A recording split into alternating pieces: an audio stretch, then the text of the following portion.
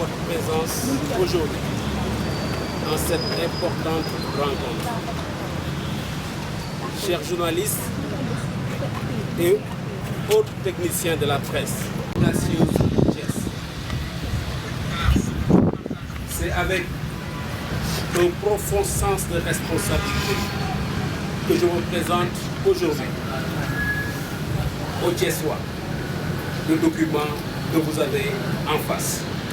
Document intitulé Vitrine d'une trajectoire. Ce document, une première pour un candidat à la gestion municipale, est bien plus qu'un simple programme. C'est une feuille de route claire, conçue pour les Thiessois, conçue avec les Thiessois, afin de faire de Thiès une ville moderne, prospère et solidaire. La présentation du document, vitrine d'une trajectoire, est une démarche novatrice et audacieuse, parce qu'elle casse aujourd'hui les côtes d'une certaine politique locale. J'ai dit novatrice. Les acteurs politiques se contentent de promesses vagues, de slogans et de discours populistes. Ils préfèrent rester dans le flou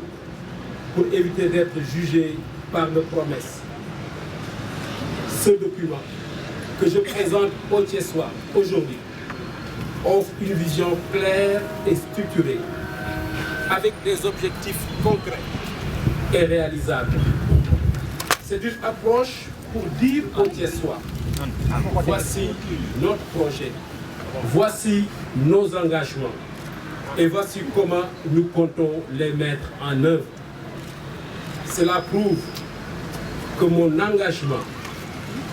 va au-delà des discours politiques habituels et repose sur une feuille de route avec des lignes directrices claires. J'ai dit audacieuse, oui, chers amis. Cette démarche est audacieuse car elle m'expose aux critiques de mes adversaires politiques, des populations habituées à un certain scepticisme envers la politique, mais également de certains groupes d'intérêt qui profitent de l'opacité de la gestion municipale. Mais cette démarche me permet désormais d'imposer à mes adversaires politiques un débat de fond et oblige chacun à se positionner à travers la formulation de propositions concrètes. Oui, j'accepte le débat et la critique parce que cela me renforcera dans ma démarche pour gérer la ville avec rigueur et de rendre des comptes. Ce document, vitrine d'une trajectoire, ne sert pas seulement à convaincre.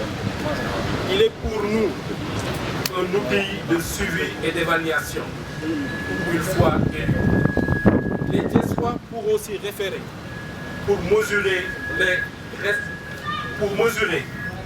le respect des engagements pris, l'avancement des actions concrètes mises en œuvre, les résultats obtenus en fonction des objectifs bien définis.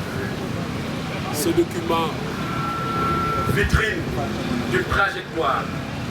est un contrat moral entre les Thiessois et moi. C'est un engagement formel, un outil d'évaluation sur lequel je pourrais être jugé une fois élu. Une preuve de ma détermination à faire la politique autrement. Depuis plusieurs mois, à travers le mouvement Thiès d'abord, nous avons travaillé aux côtés des habitants, aux côtés des jeunes, aux côtés des femmes, aux côtés des associations, aux côtés des chefs religieux, aux côtés des corps intermédiaires pour comprendre les défis majeurs de notre ville. Ce document est le fruit d'une écoute active d'une concertation citoyenne et d'un engagement sans faille pour Thiès. Le document expose aux Thiessois nos objectifs et nos engagements à travers 6 axes majeurs. Le premier, notre vision pour Thiès. Deuxième, nos ambitions pour transformer cette ville, notre chère ville Thiès. 3. Nos initiatives citoyennes et réalisations qui prouvent notre engagement sur le terrain. Par ce document, nous partageons avec les Thiessois les contraintes et défis à surmonter avec lucidité. Nous partageons également avec eux, à travers ce document, les atouts de notre ville à valoriser. Et enfin, nous offrons aux Thiessois nos projets concrets pour le Thiès de demain. Je suis conscient des défis qui nous attendent, mais je suis convaincu que nous avons les compétences. Je suis convaincu que nous avons la volonté et l'énergie pour transformer Thiès. Ce document, chers amis, est une boussole. C'est un engagement formel. C'est un contrat moral que je passe à partir d'aujourd'hui avec les Thiessois. Je sais, le rôle des médias, c'est aussi d'interroger l'histoire, de challenger les projets et de questionner l'avenir. C'est pourquoi, chers journalistes, je suis ici avec transparence et responsabilité, prêt à répondre à vos questions et à défendre ce projet avec conviction. Vous savez, autant que moi, que notre ville, malgré la richesse de son patrimoine humain et culturel, de ses ressources naturelles et de la résilience de la population, aspire à un meilleur devenir économique. Chers journalistes et distingués invités, je vous remercie de votre aimable attention. tey ma am mbégte xam seen rôle ci information, xam seen rôle ci sensibiliser, xam seen rôle également ci analyse. Ma tànn leen ànd ak yéen tey ci bés bi leen. Tey li may def wax naa ko ci tubaab lu bees tàkk la, lu musul am Thiès ak doomu Thiès bëgg liggéeyal Thiès. Li muy yéene yemul ci wax kese, yemul ci wax kese. Tey dama jël contre-pied acteurs politiques yi fi nekk ñu xam ne seen wax ay promesse la, ay slogan la yore, ay discours populiste la yore. Dañoo santaane boo amee yéene bëgg a def dara xalaat ko bind ko. Tey man loolu laa def ak Thiès. Tey lu ñuy def lu tam courage la, parce que li may proposer Thiès waay muy sama vision, muy samay ambition, tey samay adversaire politique dañ koy jot mën koo xool. Tey am na ñu deful politique, am bët bu ñuy xoole politiciens yi day siy jot xool ko. Tey am na ñu xam ne gestion municipale bi tey li si nekk manque de transparence, ñoom dañ si am profit, dañ koy jël xool ko. J'ai fait le choix avec courage, may leen possibilité ñoom ñu gis Thiès lire fan laa leen mën a yóbbu. Li si changé mooy ne tey pour la première fois yóbbu naa tey langue politique débat sur le fond. débat si ay projet débat si ay vision tey loolu mooy sama démarche livre bii xam ne maa ngi koy présenté tey Thiès waay tudd vitrine d'une trajectoire dafa sukkandiku si nekk ak askan bi di liggéey ak askan bi jigéen góor ndaw kilifa diine yi Thiès tey amul mouvement Thiès d'abord surtout boo demee école yi nga fekk ñu fa boo demee daara yi nga fekk ñu fa boo demee marché yi nga fekk ñu fa boo demee si sport bi nga fekk ñu fa dañoo toog jege askan bi déglu leen ba tey loolu la ñuy dajale boole ko ñi xam ne wax naa ko sànq mooy ak Thiès dëkk boo koy jiite da ngay nangoo toog partagé ak waa dëkk bi luy contrainte développement bi mais tam luy atout développement bi loolu laa tënk lépp bind ko si kayit mu sukkandiku si ay projet yi xam ne moom laa am yéene à travers le mouvement Thiès d'abord proposé ko Thiès waay yi won ko Thiès waay yi di si xaar adhésion totale Thiès waay donc tey loolu moo tax ñun ñëpp dañu daje fii si bésu koor gi ne pour une fois définitivement kenn du ñu laajati fan ngeen ñu jëmee Thiès parce que yor nañu këyit bu xam ne ku ko gis si ni ñu ko bindee mais même si illustration yi si photo yi war nga gis xam suñu yéene donc kàddu yooyu laa bëggoon def si olof bàyyi yéen ñi xam ne mën ngeen ràññee yéen ñu xam ne analyse doy na si yéen ñu partager quelques moments mu gën a leeral document bi mu gën a leeral li ñu si bind mu doon njëriñ ñu waa Thiès yëpp jërëjëf merci. wax naa ko sànq aujourd'hui boo duggee Thiès sunu centre de santé yi sunu poste de santé yi ñun yëpp nangu nañu ne day leen war a tey yokkaat réhabilité leen ñun bu ñuy waajal livre bi dem nañu doxantu si poste de santé yu bëri mujjee ko si bi xam ne centre de santé bi nekk Dixier ñun ñëpp ñu déplorer état infrastructure yi ñun ñëpp ñu déplorer salubrité bu xam ne sax ñu ngi koy constater si biir hôpital yi donc avant ñu xam ne dañuy wax beneen hôpital ñun dañoo jàpp ne mouvement Thiès d'abord premier liggéey bu ñu xam ne war nañ ko mën a def mooy li fi nekk comme existant en termes de poste de santé en termes de centre de santé ñu fexe réhabiliter leen jox leen ay infrastructures yu doy personnel bi renforcer ko mais également mën a joxe ay garab yu doy si loolu la ñuy tàmbalee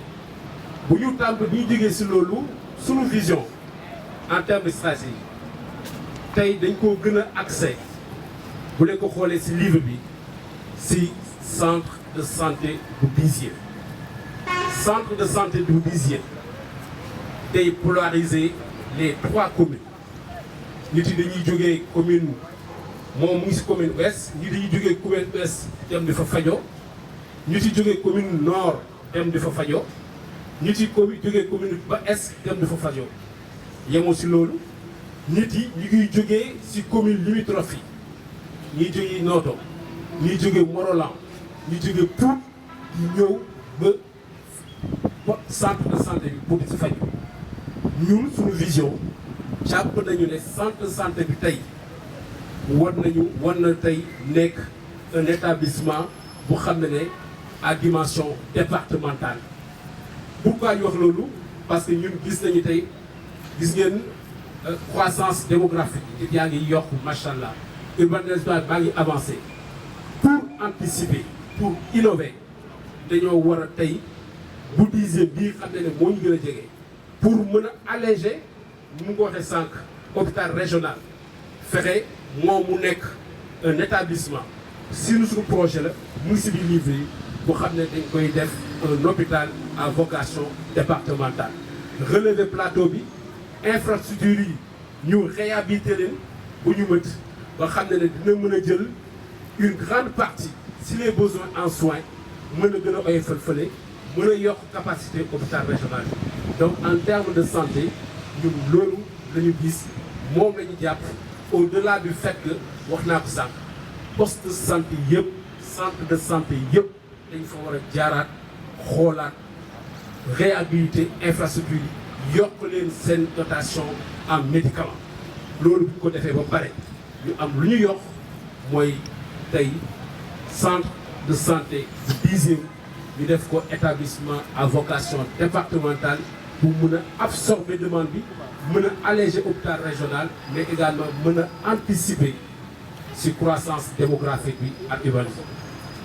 beneen deuxième question bi mbirum comportement la loolu lu ñun ñëpp constaté la Sénégal muy ci biir école yi fi xam ne sax dañ fay jàngale gis nañu comportement yi élèves yi étudiants yi ñu nekkee grève ci biir réseaux sociaux yi suñu biir kër yi ci langue politique bi xam ne man maa ngi ci loolu ñun dañoo jàpp ne premier exemple yi xam ne ñoo war a wone nekk modèle mooy ñi xam ne dañoo nekk ay porteurs de voix ki xam ne télé boo taxawee télé ñëw jël bu xam ne boo taxawee rajo tàll la micro ñooñu ñoo war a ñëkk jouer rôle exemple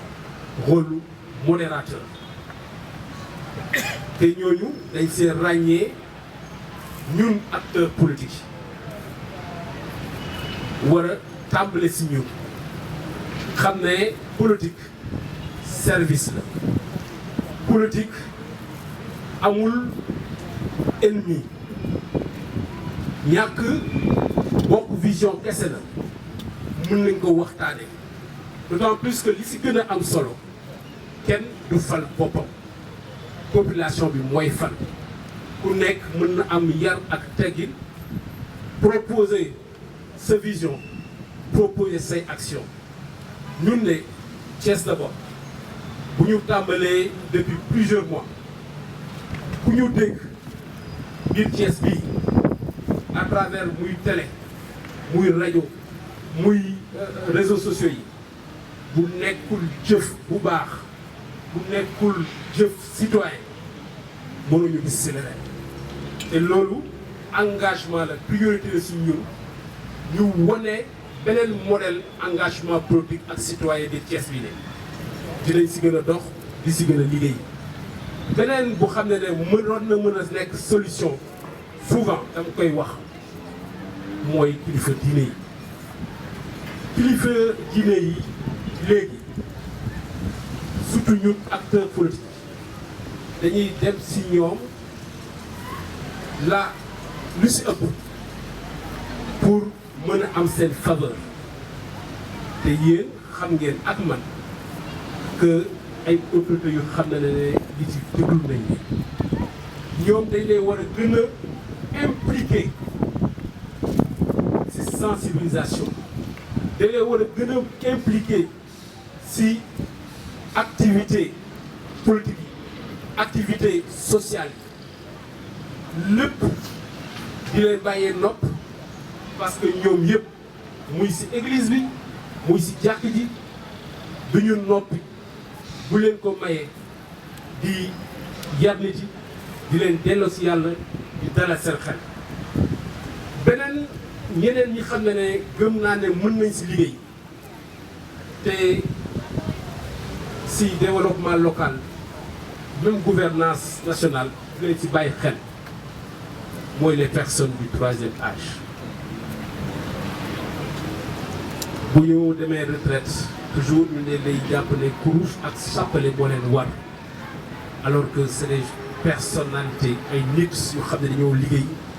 am expérience ci liggéey am expérience si dund ñooñu dañ leen war a intégrer ci instance décision locale yi di leen intégrer ci instance décision nationale yi parce que c'est des modérateurs c'est des centres te yàlla may na ko Sénégal ñun suñu mouvement dañoo comprendre enjeu bi ba si biir organisation bi troisième âge daf si am pàcc bu am solo dans suñu comité directeur bi xam ne moo lànk mouvement bi doxal mouvement bi fexe nañu ba mag yi amul dara lu xam ne dinañ ko def te ñoom impliqué nañu dégluñu si te ñoom yemu si loolu tey wane nañ ko fépp fi mouvement bi jum di dem ngeen gis leen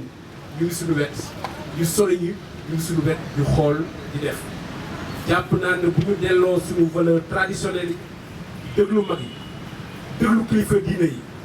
may troisième âge jox leen place acteurs politiques yi ñu gën a dem ak conscience citoyenne gëm naa ne dinañu jox exemple bu rafet suñu jeunesse te yàlla bu si defee jàmm xel yi mën nañ soppeeku changé wu parce que loolu la Sénégal soxla. moom ku fi bëgg a def dara Sud FM seen rajo moom incontournable te xam naa ne tam ku la woowul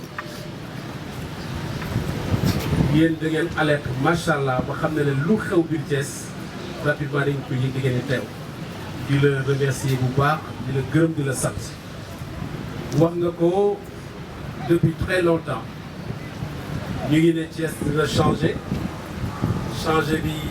changement bi kenn gis ko mais li ma bëgg tey wax attirer attention Thiès waay te gëm ne changement dina am parce que Thiès dafa am potentiel loolu kenn weddiwu ko changement dina am parce que wax naa ko sànq Thiès dafa am ay atu bu leen bëggee ñu ñëw si sànq mu ngi ne Thiès c'est la deuxième ville du Sénégal man ma yokk leen ne Thiès tey ato mooy deuxième ville mais mooy ville bu xam ne moo gën a jege capitale atu Thiès mooy ville bu xam ne moo gën a jege aéroport bu Diass on est à 20 minutes de l'aéroport kooku atu la Thiès tey nekk ville bi xam ne moo gën a jege Diamniadio ñëpp xam ne Diamniadio pôle industriel on est à 30 minutes du pôle industriel de Diamniadio tey nekk Thiès ville bu xam ne moo gën a jege portu Ndayane on est à 35-40 minutes portu Ndayane c'est des atouts mais yeneen atouts yu ñu am mooy cette jeunesse dynamique atout la yeneen atout yu ñu am mooy ce potentiel culturel ab dëkk mënoo am yooyu yëpp am atout yooyu te doo dem tey dinaa leeral waa Thiès pourquoi mu nit yi mënu ñu dem ba léegi xam nga li tax ñu si jàll yu bëri dañoo nekk ay maire def lu ñu mën ñu fi jàll yëpp ñu leen di remercier de les féliciter mais la majeure partie sont restés des maires gestionnaires mooy maires yoo xam ne dañuy administrer kese li ñu fi fekk day leen seen liggéey toppatoo ko tali yi toppatoo poste de santé yi nañu jéem centre de santé yi nañu jéem école yi nañu jéem nii ñun góorgóorlu père de famille aussi dépense di benn la gestion administration te si biir gestion boobu malheureusement lu si bëri dañuy constater que dafay ñàkk efficacité ñun ñëpp si bëri dañuy constater dafay am opacité dëkk boo koy diriger au-delà d'administrer au-delà de gérer l'existant dangay am vision dangay aujourd'hui xool mën a anticiper besoins yi population xool at yu nga am nan nga mën a def ba askan bi mën si jël njëriñ beneen contrainte tey bu ñu am tey Thiès te ñun mouvement bi gis nañ ko te am nañu solution mooy que la gestion elle est fragmentée commune bu nekk maire bu nekk est jaloux de son territoire du ñu wax du ñu jëm dara ensemble te pourtant maag yéen bu ñuy dund amuñu limite suñu vie quotidienne dañuy jógee nord du dugg sud jógee ouest dem est donc dans notre quotidien ñun amuñu limite mais suñu gestion aujourd'hui de nos mairies c'est des gestions qui sont fragmentées c'est des gestions qui sont cloisonnées alors que li ñu doon namb c'est décentralisation créer commune c'était juste permettre une proximité mais cloisonnement boobu qui est administratif warul nekk un obstacle au développement de la ville dans son ensemble mooy ne dëkk bi kenn mësu ko toog xool ko de manière globale mais nii lañ koy doxalee ñun ñëpp xam ne ne commune kenn amu si doole ils n'ont pas assez de moyens pour si bàyyi moom kese mënoo defar tali pour si bàyyi moom kese mënoo def infrastructure pour si bàyyi moom kese mënoo def hôpital li xam ne moo gën a yomb si ñoom mooy administrer bi sax daf leen di tëx. Quelle est la solution? C'est l'intercommunalité. Ça yaa ngi may laaj les moyens qui est un outil extraordinaire de la décentralisation ay maires yi boole seen doole ay maires yu xam ne dañuy boole seen moyen si voirie yi am ay équipement yu doy mën koo bokk di defalandoo tailler ensemble ay maires yu xam ne dañuy am projet ensemble ñu joxe leen si ay exemple foraay xool leen tey commune boo dem nga fekk benn foraay bu ndaw pour de petites recettes tey war nañ mën am foraay de 4 hectares 5 hectares xeex ko ville nouvelle ville fii mu nekk benn foraay intercommunal ku soxla ndawal loo mën a fekk soxla si ndawal am ko fekk fa mais nag mu nekk foraay bu am sécurité bii nekk tey est am na benn joyau bu ko jege te man liggéey naa si il fait partie aujourd'hui samay projet yi ma bëgg a jox Thiès mooy hippodrome bi xoolee foraay rek hippodrome bi nit dañuy ñëw sax pour course amuñ bi ñu am fu ñu gaari tey foraay boobu defe naa ne pour jox hippodrome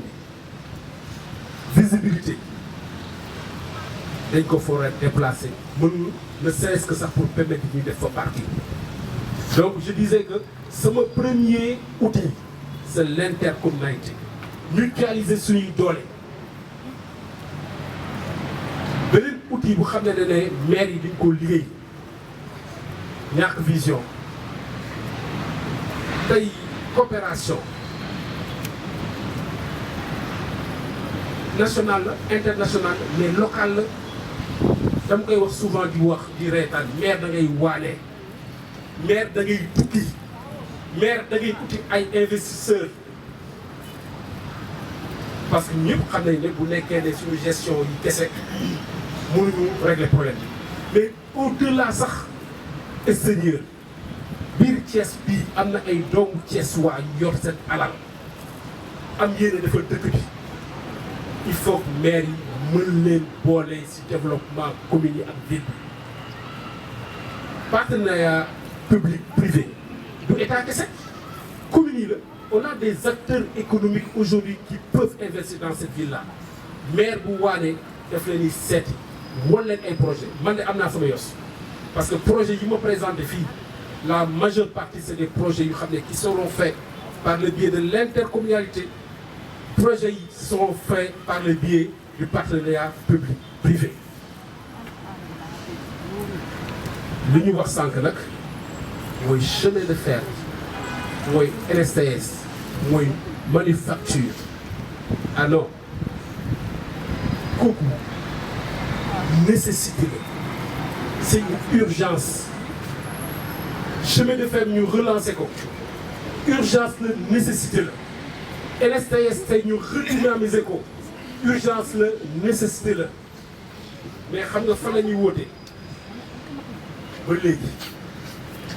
gisuma benn maire bu porté plaidoyer de manière très forte man sama projet relance chemin de fer relance LSTS redynamisation manufacture dafa bokk samay priorité te dinaa def tout sama possibilité ànd ak cette population bi bu jaree marche ñu marche bu daree dem seeti président ñu seeti président bu naree seeti ministre ñu seeti ministre yi du ma recevoir benn autorité tey bu ma defoon maire ci sama biir discours ànduma ak Thiessois yi yuuxu ñoom ñëpp di defaraat chemin de fer ñu relancer chemin de fer parce que c'est wax naa leen nécessité la chemin de fer ñu relancer ko mooy aujourd'hui faire de Thiès refaire de Thiès un moteur du développement national ñu ngi wax pétrole bi ñu ngi wax gaz bi ñu ngi wax zircon bi ñu ngi wax phosphate bi fa lay jaar du si terrain donc redynamiser train bi ce n'est même pas au-delà ñun suñu soxla bopp dafa doon lu xam ne c'est un besoin national redynamiser chemin de fer moo LSTS dafa doon également une demande nationale. On parle de souveraineté on parle d'industrialisation ñu lan la ñuy xamee textile manufacture loolu la ñu xamee aujourd'hui dañoo war a fexe def plaidoyer fort ba xam ne ñu mën a am un écosystème industrie textile artisanat pour intégrer te lu muy jur ñu xam nañ ko chemin de fer bu muy dox liggéey ñàkk woon bu bëri Thiès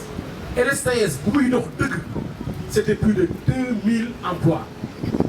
LSTS bu muy dox dëgg c'était plus de 10 000 emplois indirects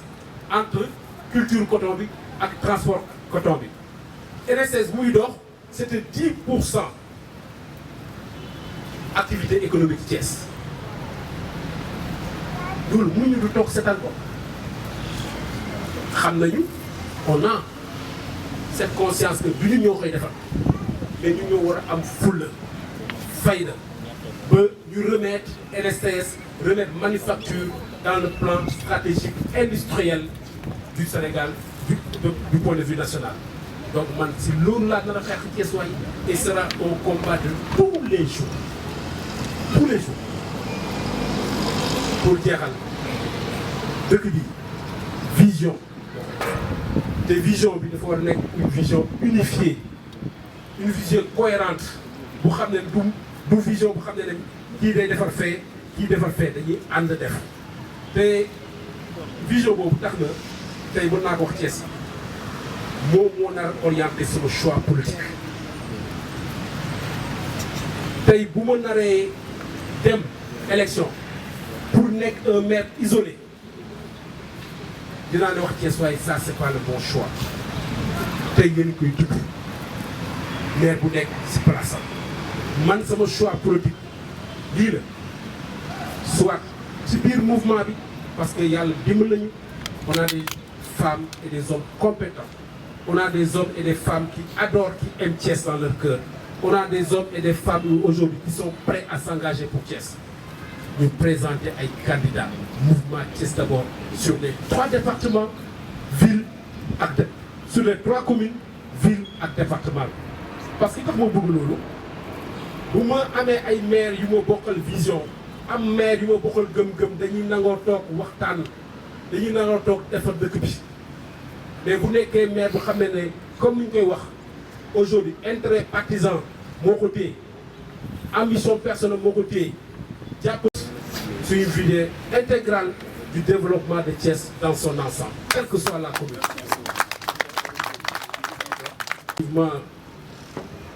Le développement local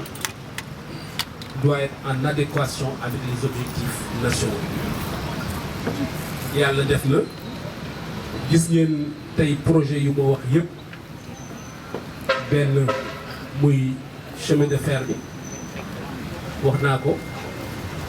C'est un besoin c'est une nécessité locale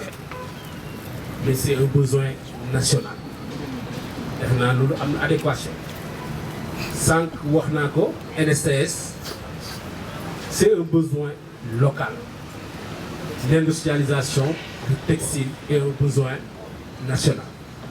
donc jàpp naa ne foofu toujours am na adéquation feneen fu xam ne am na adéquation mooy le sport sànq tëb nañ ko wax gum si ba léegi si samay projet tey jàpp naa lu ñu am si ay talent si sport war nañ gën a xoolaat suñu infrastructure en matière sport tey am na sport yu xam ne liñ fi am permettre ñu def ko damay joxe bu simple bu xam ne dama koy wax chaque fois fii Thiès doo dégg jamais ñu wax un athlète de Thiès c'est très rare deuxième ville plus proche un athlète de Thiès mënuñu ko am parce que joxuñu infrastructure bu xam ne dañu permettre athlètes yi ñu dox waxu leen ma Thiès amul ñu mën a daw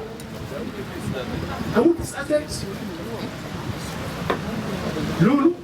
da ngay gëstu mën koo xam amuñu piste athlétique tey sama projet bokk na def au-delà toujours damay wax li fi nekk dañ koy defar ba mu gën a baax mais def également tey complexe bu xam ne multidisciplinaire waaye lu mu soxla ci sport mën ko fa fekk parce que nag bu ñu fàtte le sport est vecteur de santé le sport est vecteur de cohésion sociale mais sport day joxe liggéey day créer emploi sport bokkul ci objectif état def naa ci état objectif état la bokk santé ci objectif état la bokk donc dama ko wax ne ñun projet yi ñu def yëpp boo ko xoolee au-delà du fait que ñun soxla la urgence la fii Dakar cette Thiès dafa nekk également lu xam ne au plan national day intégrer aujourd'hui tey vision Sénégal 2050 beneen bi xam ne mooy fas yéene débat defe naa kii ne livre bi ku am toog xalaat gestu bind ko am courage teg ko ci table bi kii kenn ko ne dafa ragal débat te tey dama soppi mbir bi mënu ñu nekk leen ci débat ay promesses léegi débat programme la ñuy def aujourd'hui à travers ce livre-là damay imposer un débat de fond un débat d'idées un débat de stratégie loolu lay woote tey pare naa wax ak maire bu tey bu fi nekk que ça soit du nord que ça soit au nord que ça soit de l'est que ça soit de l'ouest parce que wax naa ko nee naa leen ne man nekkuma fii di nekk gestionnaire commune man ville bi boobu intéressé dans sa globalité tey foofu laay bëgg mais bu bëgg moo wax ak yow parce que tam waxtaan dama lay jox nga jox ma dama lay jox exemple bu simple kan moo am chance di gis budget commune yi ñoom ñëpp am nañu site man acteur politique la dama bëgg di am information ay données sur le budget doo gis benn site commune bu ko def ñàkk transparence ku amul transparence c'est très compliqué de discuter ak moom donc aujourd'hui j'appelle les maires à de la transparence seen budget yi voté nañ ko publier ñu mën si jot parce que buñ si jotee en réalité li ñu xamul ñu dañ leen di jàppale xam nga tey aujourd'hui Thiessois yi xamuñu ko le taux de recouvrement sànq ñu may laaj nan lay financer même si financement bi ñoom nga fàtte aujourd'hui taux de recouvrement yi ñun à peine la ñuy def 50%. À peine si mairie yëpp laa wax ñoom bi ñu publier mais man am na samay sources yoo xam ne dinaa fexe ba am seen budget tey je vous dis en termes de recouvrement des recettes rare mais la ñu egg 50%. Ça veut dire que am na match bu bëri bu des bu xam ne war nañ ko mën dem recouvrer ñu dem recouvrer ko tey loolu bokk na sama innovation ma damaa bëgg bu ma jëlee mairie digitaliser recouvrement recette municipalité bi parce que loolu mooy permettre optimiser loolu mooy permettre marge boobu yi xam ne des na mooy yokk ko si ba bu ma ko booleeg partenaires yi public privé boole ko interconnect ak yeneen am ay moyens xam naa ne heure ndogu mu ngi jot ah séeréer yi commencé sama mbokk séeréer yi man ma mbokk si commencé nañu reetaan ndaw yeen yi commencé nañu reetaan ñu def benn rek d'accord il faut en train de le prendre. voilà mais nag wax naa ko de maire bu ñu dugg ci de moom na génne bilan budget ñu wàññi ko ñu waxtaan. daanaka RSE aajiwul sax si société bi def mine wala leneen wala station minière aajiwul si RSE société bu mënta nekk muy société publique muy société privée bu xam ne ne mu ngi liggéey si gox bi jox ko sécurité gox bi parce que jox ko sécurité mooy ne suñuy gendarme suñuy policier ñoom ñooy assurer sécurité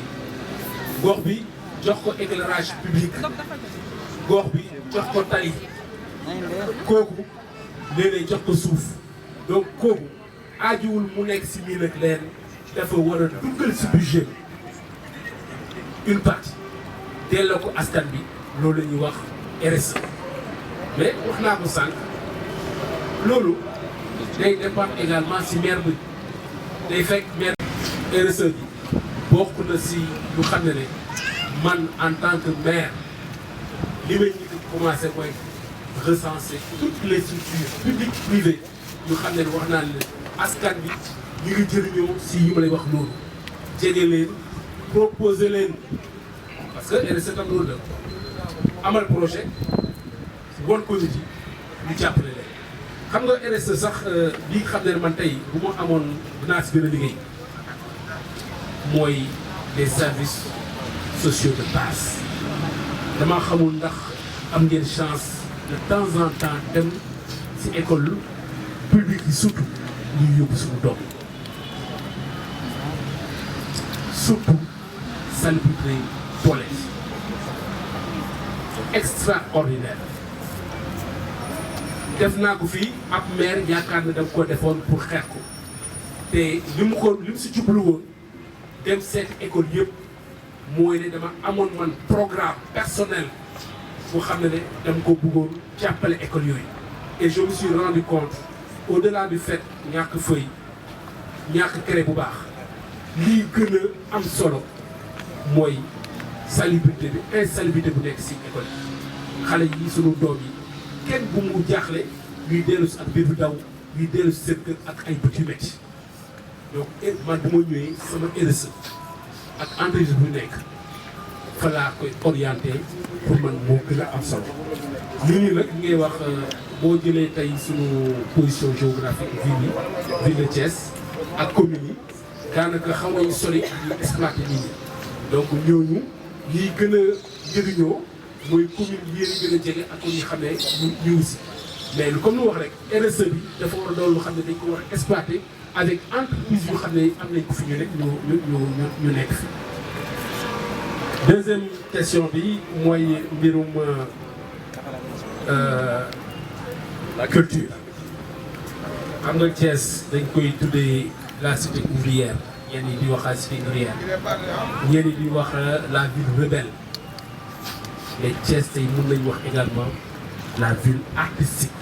la ville culturelle tey Thiès souffre sous exploitation potentiel culturel bu ñu am te ku wax culture boole lépp théâtre woy artistique ñëpp ngi si biir te yàlla dimbali nañu Thiès si personnalité damay jël rek tey bu nga xam ne moo gën a moom lañ gën a di gis théâtre tey personnalité théâtre yu ëpp tey au plan national donc Thiès waa lañ tey dañuy wax sketch Korité sketch Ramadan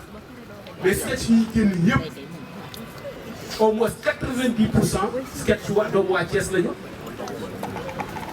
donc pour wax leen potentiel culture fii Thiès te ñoom ñëpp ma jege leen lii la ñuy jooy manque moment ak espace d'expression. ville bu tollu Thiès am nañu fi jéem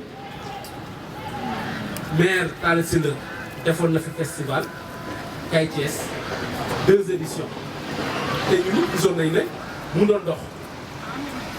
bu ñu ñëwee dafa am ku fi nekk seppi changé am na benn festival bu ñuy dig festival film francophone bu ñu koy wax ba léegi kenn gisu ko te 2 ans moo leen dese Thiès tey dafa mérité am agenda culturel comme Saint-Louis te agenda bu nu nekk lu xam ne dañ koy décréter dafa war a doon agenda culturel bu xam ne dañuy associer tous les acteurs culturels fu ñu mën a nekk parce que bi Thiès bi am na ay maires yi fiy organiser surtout fin d'année si biir organisation yi ay doomu Dakar ñoo koy dox doomu Dakar ñoo koy monter doomu Dakar ñoo koy animer te ñu am ay acteurs culturels fii lu extraordinaire lu doy waar man gëm naa sama agenda sama programme naturellement day am agenda annuel comme Saint-Louis culturel du doon slogan lu may dund ak Thiessois yi la ba xam ne je vais mettre en exergue sunu danseurs yi xale yi ñuy fi en pagaille sunu woykat yi on a des talents sunu biir groupe am nañu ay xale yi bu ñu xam ne bu ñu woyee ngeen da ngay ne non kii Serigne Joy la mais amuñu fu ñuy amee expression donc avec un agenda annuel bu ñuy respecté laa wax ne man ku ma def théorie bu xam ne damay ànd ak doomu Thiessois yi acteur culturel ñu def ko ñu koy def ba pare nag beneen projet bi xam ne day lal am nañu centre culturel régional mais gis ngeen dafa tuuti amuñu espace pour def spectacle amuñu espace sax pour formation yi man sama projet mënuma wax grand théâtre mais man jàpp naa ne mu ngi si biir dinaa def lu méngoog théâtre lu xam ne dinañu am espace bu doy bu xam ne acteurs culturels yi même sunu ñi xam ne ñu ngi si kii traditionnel langue traditionnelle dinañu mën a exprimer wu man dama am sama benn tante bu ma sopp bëgg ko c'est à Marie Ngoni ñëpp xam ko si biir lu muy daj pour def spectacle man rek maa ko xam ñu mel noonu man dina tax te sama mouvement nangu nañu ñu fexe en Suisse li ñu am mooy centre culturel régional bi ñu defaat lu des takk bu ñu ko mën a def dans l'intercommunalité ñu def ko dans l'intercommunalité loo xam ne dinañu mën a may acteurs culturels yi non seulement ñu am mouvement d'expression à travers l'agenda mais ñu am également espace d'expression par rapport ak lu may wax mooy théâtre loo xam ne bokk na suñu programme. kéet bi ñu def vision la ñu dal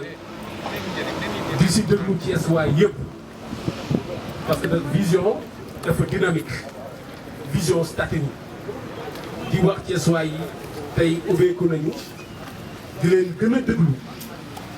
wala leen fu ñu bëgg ànd ak ñoom lu ñu bëgg a réaliser si dëkk bi projet yi ñu gëm fas yéene ko def ak ñoom projet yi ma résumé ko très rapidement mu nekk un plaidoyer fort bu ñu war a def très dynamique avec une mobilisation citoyenne utiliser communication utiliser lobbying utiliser ay actions concrètes ñu relancer chemin de fer ñu relancer LSTS redynamiser manufacture yeneen projet yi xam ne dem def pour nañ ko def mooy yile champ de course ñun gëm nañu ne tey c'est un site historique emblème la si course hippique keroog ministre bu fi ñëw ñuy organiser drapeau chef de l'État dafa ne ñu ngi ut centre hippique national ñuy def prix de l'ONAS ñoom ñu wax lu mel noonu damaa jàpp maire bu ambitieux warul fekk opportunité boobu rëcc ko champ de course c'est 10 hectares nañu fexe yokk ay infrastructures moderniser ko mën a fexe ba aujourd'hui